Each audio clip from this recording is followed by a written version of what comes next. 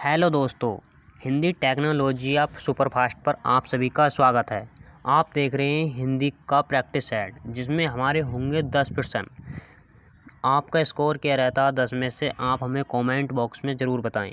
और हमारे साथ जुड़े रहने के लिए हमारे चैनल को लाइक, सब्सक्राइब और शेयर करना ना भूलें। आइए तो आपका पहला प्रश्न होगा, इनमें से गुरु का विलोम शब्द कौन सा है। आपके ऑप्शन है ए छोटा, बी दीर्घ, सी विद्यार्थी, डी लघु। तो हमारा गुरु का विलोम शब्द होता है ऑप्शन डी लघु। तो आपका राइट आंसर है ऑप्शन डी। आपका अगला प्रश्न होगा,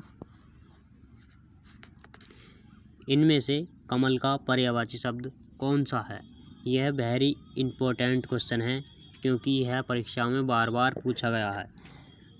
तो ऑप्शन है आपके पुष्प, फूल, पुंडरीक या अम्बुद। तो सबसे पहले बताइए आप, अम्बुद किसका पर्यायवाची है। अम्बुद हमारा बादल का पर्यायवाची है। किसका है? बादल का। बादल का पर्यायवाची है। तो हमारा राइट आंसर होगा ऑप्शन सी, पुंडरीक कमल का पर्यायवाची है, जो कि बार बार परीक्षाओं में पूछा जाता है। तो आपका राइट आंसर है ऑप्शन सी। आपका अगला प्रश्न होगा, ये देखिए, ये समाज से ले लिया हमने। हमारे 10 प्रश्न हैं और 10 अलग अलग टॉपिक से लिए गए हैं। तो आपका ये क्वेश्चन है, यथाशक्ति में कौन सा समास है। यथाशक्ति में कौन सा समास है।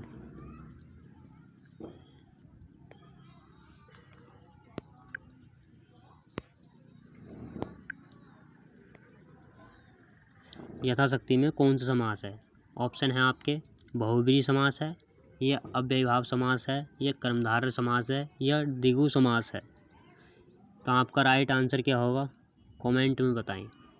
तो सबसे पहले देख लेते हैं बहुब्रीहि समास क्या होता है। बहुब्रीहि समास वो होता है जिसमें दोनों प्रधान न होकर कोई अन्य तीसरा पद प्रधान होता है। जैसे पंचानन, जिसके 5 हैं आनन, यानी कि गणेश जी की बात चल रही है यहाँ पर।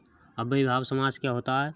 अव्ययीभाव समास वो होता है जिसमें पहला पद उपसर्ग होता है। तो हमारे यथाशक्ति में क्या है, पहला पद यह था क्या, हमारा उपसर्ग है। तो हमारे इसलिए राइट आंसर हो जाएगा ऑप्शन बी, अव्ययीभाव समास यथाशक्ति में। और द्विगु समास में क्या होता है, द्विगु समास में सबसे पहले होता है पहला पद संख्यावाची, जैसे कि पंचवटी। पंचवटी में कौन सा द्विगु समास है। तो आपका राइट आंसर है ऑप्शन बी, अव्ययीभाव समास। चलते हैं अगले प्रश्न की ओर। सभी प्रश्न अलग अलग टॉपिक से लिए गए हैं। ये इस प्रैक्टिस सेट की खास बात है। 10 प्रश्न करेंगे और हम 10 टॉपिक को कवर करेंगे। तो आपका प्रश्न है, इनमें से स्त्रीलिंग कौन सा है। ये देखिए, हमने लिंग से संबंधित प्रश्न ले लिया है। तो आपके ऑप्शन ये हैं, पानी होगा क्या स्त्रीलिंग, नहीं। गंगा हो सकता है। महाराष्ट्र, नहीं, महाराष्ट्र एक लड़के जैसा बोध करा रहा है। और लड़का तो खुद ही लड़का। तो इसलिए हमारा राइट आंसर हो जाएगा ऑप्शन बी, गंगा बहती है। कहते नहीं गंगा बहती है, तो आपका क्या है, स्त्रीलिंग। ऑप्शन बी राइट आंसर हो जाएगा। आपका अगला प्रश्न होगा, इनमें से जयशंकर प्रसाद की रचना कौन सी है। ये देखिए, हमने रचनाओं से संबंधित प्रश्न लिया है, जो कि जयशंकर प्रसाद की पूछी गई इसमें रचना है। तो हम इसमें चारों रचनाओं को देखेंगे कौन सी किसकी है। तो आपके ऑप्शन है गिल्लू। गिल्लू किसकी है, सबसे पहले देखते हैं हम गिल्लू किसकी है। गिल्लू हमारी महादेवी वर्मा की थी, ये तो हो नहीं सकता। नए पत्ते किसकी है। नए पत्ते हमारे सूर्यकांत त्रिपाठी ने डालाई थी, ये भी नहीं हो सकती।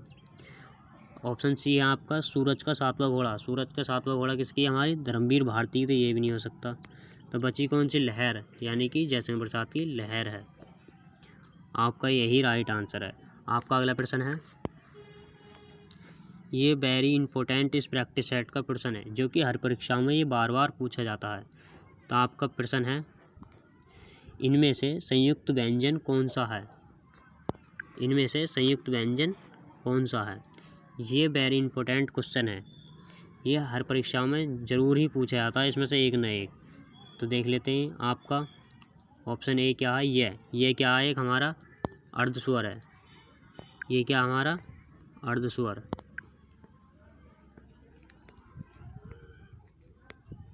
अर्धस्वर है ये हमारा।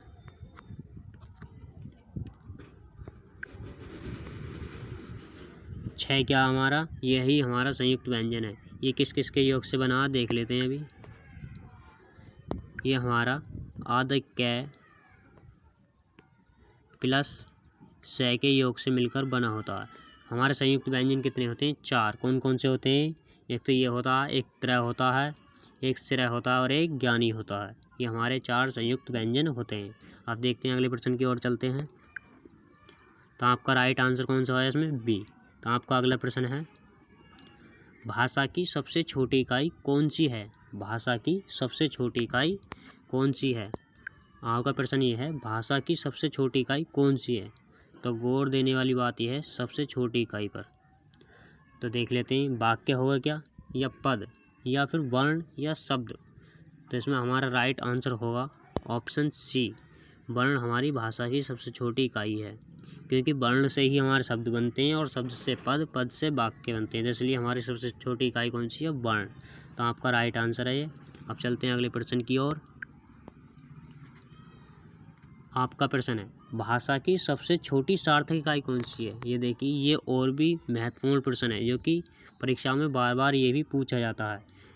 तो इसमें महत्वपूर्ण बात कौन सी है, सबसे छोटी सार्थक इकाई। इसमें सार्थक इकाई पूछ लिया गया, तो सबसे पहले सार्थक इकाई, ये सबसे छोटी सार्थक इकाई कौन सी है। सार्थक इकाई का मतलब है जो जिसका कि अपने आप में अर्थ हो। तो हमारा देख लेते हैं ऑप्शन कौन कौन से, क्या पद होगा, या वर्ण, या ध्वनि, या शब्द। तो सबसे छोटी पूछी और सार्थक हो, तो वर्ण तो हो नहीं सकता क्योंकि उसका कोई अपने आप में अर्थ नहीं होता। तो हमारा वर्ण के बाद कौन सा था, हमारा शब्द। तो शब्द ही हमारा राइट आंसर होगा। जैसे कि कमल, कमल एक अपने आप में सार्थक इकाई है और सबसे छोटा भी है। तो आपका राइट आंसर होगा ऑप्शन डी। अब देख लेते हैं अगले प्रश्न की ओर। आपका अगला प्रश्न है, पंचवटी में कौन सा समास है। मैंने अभी इसी वीडियो में पीछे इसका जिक्र किया था। तो पंचवटी में कौन सा समास है, हमारे पंचवटी में होगा हमारा द्विगु समास। तो आपका राइट आंसर है ऑप्शन सी।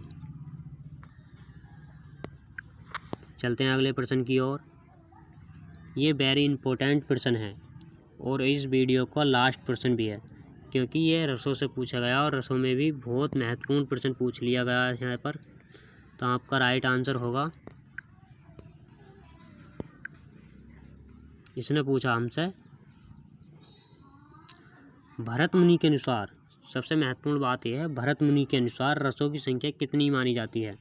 तो आपके ऑप्शन है, ए 5 होगी क्या, बी 3 होगी क्या, सी 9 होगी क्या, डी 11 होगी क्या। तो हमारे भरत मुनि के अनुसार हमारे रस माने जाते हैं कितने, 9। और हमारा 9वां रस कौन सा है, ये भी हमें पता होनी चाहिए। 9वां रस हमारा है, हमारा 9वां रस कौन सा होता है, शांत रस। 9वां रस कौन सा हमारा, शांत रस।